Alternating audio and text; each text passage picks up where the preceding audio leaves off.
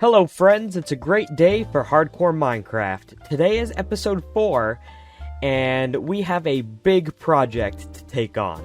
You guys probably know what that task is based on the title, but first we gotta do an Amethyst farm, then we gotta do an enchanting setup, then we gotta do a Sculk farm, and then finally build our epic river cave.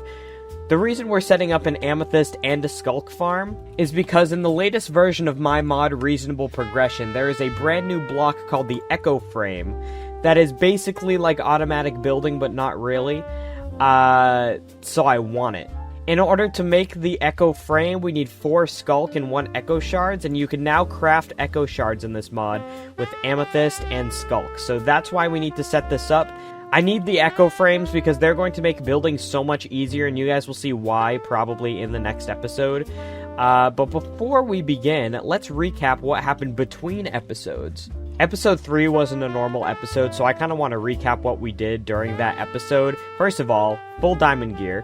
Barely enchanted, it's just whatever the armorsmith gave to me. Also tools. But all of that is happening in this fishing hut on the water right here. And then we head off over here, and we have 3 other new dandy builds in our lovely forever world. We have this one farmhouse that is on the man-made cave right here, looking sweet.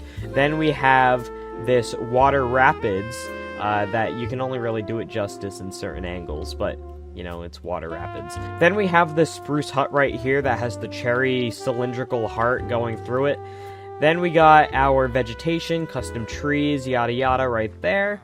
We got an overhang and a storage down here.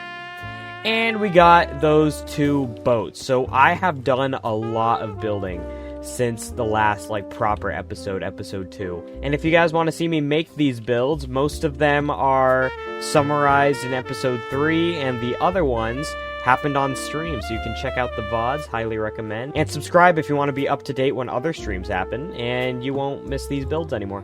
Okay, time to quit yapping. There's an Amethyst geode down there, and we gotta dig to it. So, I plan on having our river cave entrance be right here next to our water rapids. So what I want to do is dig right here, and make a naturally shaped tunnel down to that geode. It's only 100 blocks away, but eventually this entire tunnel we're about to dig is going to end up becoming an entire decorated cave that is 100 blocks long. I plan on using the sawdust we got in episodes 2 and 3 to craft gunpowder, so we can do this with TNT, but we'll see how that goes. But for now, time lapse.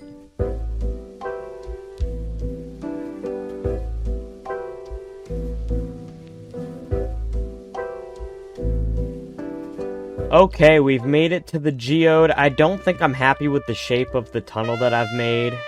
If that tunnel is going to follow how our cave is gonna be shaped. But there's always more we can do to fix that later. Right now, our task is to isolate everything that is a budding amethyst block and build a farm for our amethyst. So I'm going to start by digging this out, and then we have to theorize how we are going to make it look nice.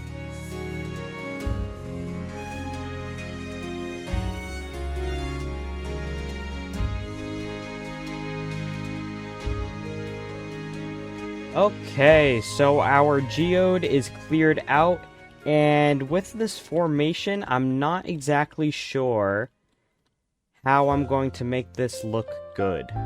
My instincts are telling me I want to turn that into, hanging crystals from the ceiling or something like that. So I would need some purple blocks, I'd need some stained glass, purple stained glass panes, and the normal blocks. And I just find a way to organically connect that to the cave. But also, I'm not supposed to be starting the cave right now, so theoretically, I need to come up with a design that I can isolate to that area until I build the cave. And I'm not exactly sure what I'm going to be doing there. So, I got to do some theorizing a little bit. And then I guess I'll come up with something.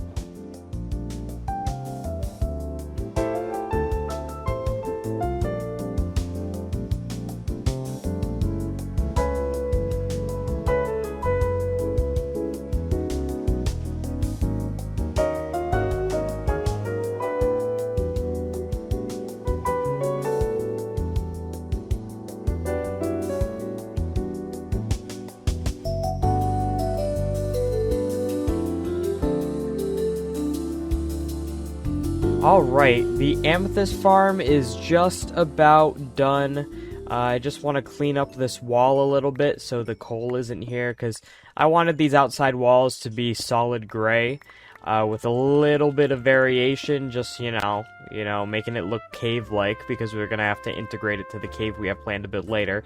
But now we have somewhere where we can farm our amethyst, and it looks pretty nice, and we also are going to have our enchanting setup in here.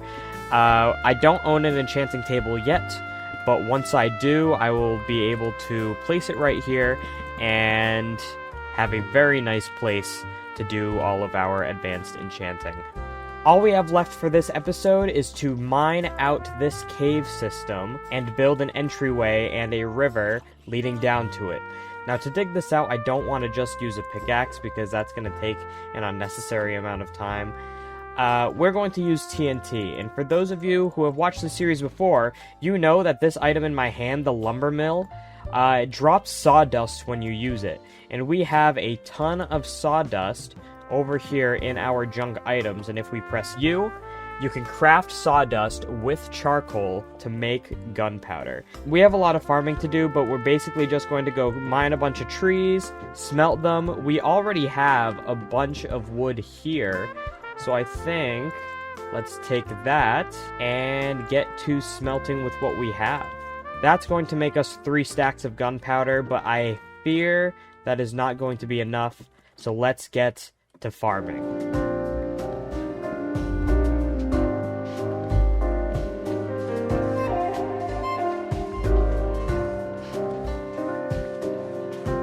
Okay, so with the sawdust that we had, I mined a bunch of trees, made a bunch of charcoal, and we now have 4.5 stacks of TNT. This is going to be what I use to mine out the cave. I don't think what we have is even going to be enough. I need to head over here in my storage and grab 1 flint, because we're going to now make a flint and steel and start blowing up that cave. Now, we can kind of go crazy in the middle of the cave, but at the end and the beginning, we have to be pretty careful with where we place TNT, because we already have the Amethyst farm basically built, but I want to add some stuff to it when I can get candles. And we also have this spot is going to be built up so that the entrance looks nice. So we have to be careful with those 2 spots, but once we get to like this point right here, stone is pretty blast resistant. So let's not do it like that. Let's go down into the cave, and then we're just going to fill a ton of it with TNT and see how it looks after. Go, go, go, go, go. Alright, let's sleep to the sound of the explosions, and I don't think the chain worked. I only heard 2 TNT go off. Of course, it did not work. Okay, alright, let's grab the building blocks from what blew up, and use that to escape. Are you joking me? Okay. Clearly I placed them a little too spread out.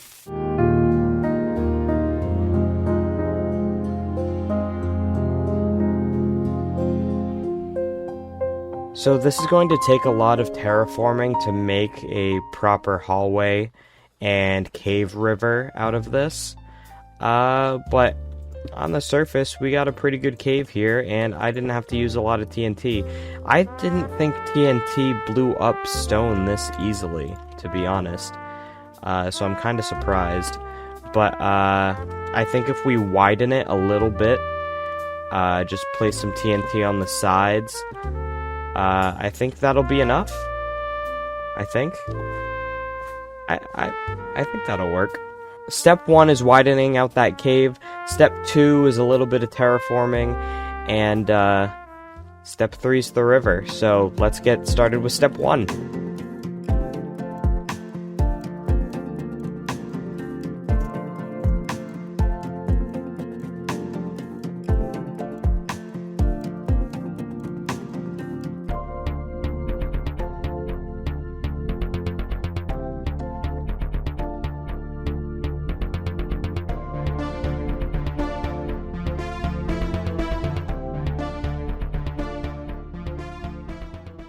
Alright, so now that we have successfully decorated this cave, it was originally intended to be a river, but I think this works a little bit better, and we can always change that later. We can always also build a river to the next project I have planned, which is our Sculk farm.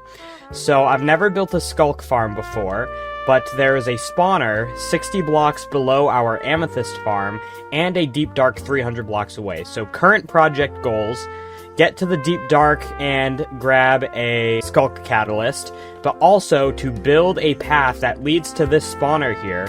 And I'm thinking a spiral-shaped underground river would be pretty cool. I don't know if I have the time to decorate all that, but I'm thinking I do all this first, and then we get the Sculk Catalyst, because I want to put it off as long as possible. But, let's get to it.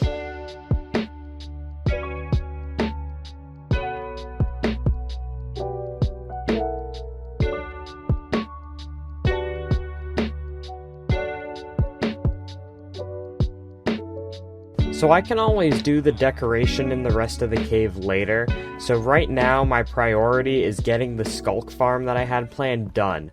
And step one, we gotta go down there and we gotta clear it out. The tough part about this mob spawner that we have here is that it's also attached to a mine shaft right there. So we have to clear this out without getting killed by cave spiders at the same time. Step one of making this mob farm is that we have to dig down a couple of blocks so the zombies have somewhere to spawn and then get pushed by water. So let's just make the chamber, and you guys will see what I have planned once it gets done.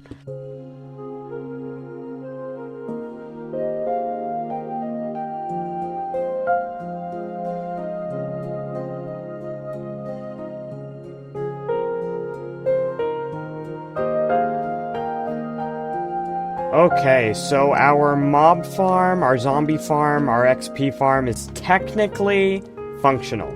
So all we gotta do is, you know, be around here so that zombies will properly spawn. And then after they spawn, we can go down these stairs, end up in our Sculk chamber, and the zombie will eventually fall into here.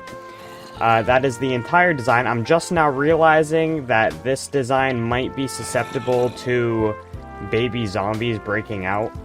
There we go, nailed it. Two small things we have to do left. One is to obtain a Sculk Catalyst with this Silk Touch pickaxe right here. Apparently there's some sick animals down there, so let's not go down there. And the last one is to obtain a lava bucket. We're gonna actually do the lava bucket first, which means that we're gonna go like this, and then like this, and then like this, so that we can have one empty bucket. And then there is a lava source somewhere inside these walls. Oh, that was easy. It was literally a few blocks through the wall. Now it's time to go to the Deep Dark. We are going to stay there for as little time as possible, and all we are going to do is grab one Sculk Catalyst. Okay, I think we found the cave. Let me grab a bow. Where is that skeleton? I do not want to die down here. Alright, let's go. Okay, we have to move carefully. There's diamonds right there. Am I far enough to where I won't set off the Shrieker if I jump? I'm not even going to risk it. There's a Shrieker and a Catalyst right here, as well as a trial chamber through the walls. We will not be going to that trial chamber because I have died too many times. Apparently we got adventuring time. Okay, break. Okay, we're safe. And then we need... Can I break it with a pickaxe? I don't think I'm supposed to, but can I? Yes. Yoink. Sweet! Alright, let's get the frick out of here. So let's go down here. We have our lava bucket. Then we have the cobblestone here that we are going to replace with the Sculk Catalyst. Now all we have to do is place lava. Please work. Please work. So I am guessing the stone that it replaces has to be connected to the catalyst, which is why it didn't work just now. Now let's try this again. We have 3 zombies in here. Please work. Please work. So I did a test in a creative world, and it appears it doesn't spread when the mob dies on top of the catalyst, like literally on top of. Now, if we kill this zombie, It works! Frickin' finally. The last thing we're gonna have to do is find a way to evenly distribute all the lava between all the water so that we get just a flat ground of stone. And the only way we're gonna be able to do that is going to be with dispensers. But for now, the concept works. We can farm Sculk, and all we have to do is sit up here and wait for some zombies to spawn first. Okay, so after some redstoning, I believe this is working at its best capacity, as of the best I can do right now at the current stage of the series, the current state of the series. I'm not sure I can do much better than what I have done now. So all I want to do now is test the dispensers. But we've basically built our farm for the echo frames. We have the Sculk farm done. We have the Amethyst farm done. Now, the end of the episode will most likely be a montage of decorating to make sure that everything that I built today isn't ugly. Or at least is passable until we have the materials I want, because I want to use candles for the library. I want to use more glow lichen for the caves, dripstone, lava, stuff like that. I have a lot of farms, smaller farms planned for episode 5, so we'll see how many of those I can get done. But until then, let's check out this button. The redstone wasn't powerful enough to reach over there. The tough part is that the way I have it set up, it doesn't even connect to the stone in the middle. So how am I supposed to harvest it? Okay, I'm going to try this again, but moving the dispensers in one block all the way around, and see how that does for turning all of these into stone more successfully. You guys get the general gist of what I was going for, though, so I'm going to optimize it off-cam with replay mod, create a montage of the extra decorating I would like to do for all the projects that we've accomplished this episode. Then it will be time to end the episode. So please enjoy, and why not like and subscribe while you're watching?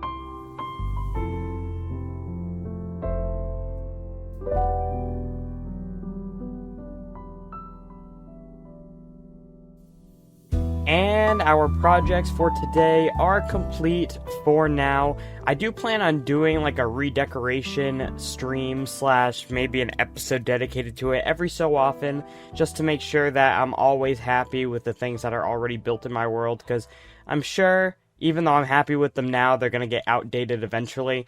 But let's go and check out everything we did today. So we got this cave entrance, and we head on down here with the lush cave. Then I like this moody swamp here, and I like how I use the water reeds that I added to decorate the water. Also the glue lips add a very nice ambiance here, these plants right there. Then we have this amethyst cave that leads to our enchanted library right here. And we still have no enchanting table, but that is going to be solved hopefully next episode. Then if we go back through the cave, we have this little fork here that brings us to a river cave, and I don't have a boat on me because I was underprepared to record this clip. But we can swim down the river, and most of it is not decorated yet, but the deep slate level is fixed with some dripstone, so we have a dripstone deposit here, dripstone deposit there, and more of this is going to get decorated over time. I plan on doing all of my mining and underground endeavors through this cave system here, which means that we're going to have more tunnels twisting and turning around to populate this thing with all the underground farms we could ever need. I'm thinking about doing something here, like maybe a stone zombie face to signify the spawner, and then this hallway isn't decorated either, but I have plans for it in a future episode. But if we go down here, we have my Sculk farm that is going to be used to craft our echo frames. So let's just go through here and grab some more Sculk while we're at it. And now that we have Sculk, we're going to head back to the Amethyst farm down here, grab some Amethyst, and craft our first echo frames so I can show you guys what they're about. Okay, now that we have our ingredients, we put our Amethyst shards around like this. Then we put our Sculk in the middle to get echo shards. Then with the echo shards, we have echo frame recipe right here, and we put that in there, and now we have 2 stacks of echo frames. With this birch mosaic block, I'm going to demonstrate what the echo frames do. So I have some echo frames laying out on this bridge right here, and what you would do is use it to outline a build you want to make before you have the materials necessary to build it. So if I wanted to build something like this upside down Tetris piece right here, I would place it down, right click it with the blocks, and it automatically builds through all the connected frames. It is so good for building, and we still have the wooden frames that are just like the echo frame but don't automatically build, and those ones basically work like Lightmatica Easy Place mode, where I can hold down right click and easily place and replace on the wooden frames. But yeah, these echo frames are absolutely insane for building, and we will definitely use them for our next project. But until then, thank you guys so much for watching, and yes, I will see you guys next time. I will see you guys next time, and goodbye. Peace!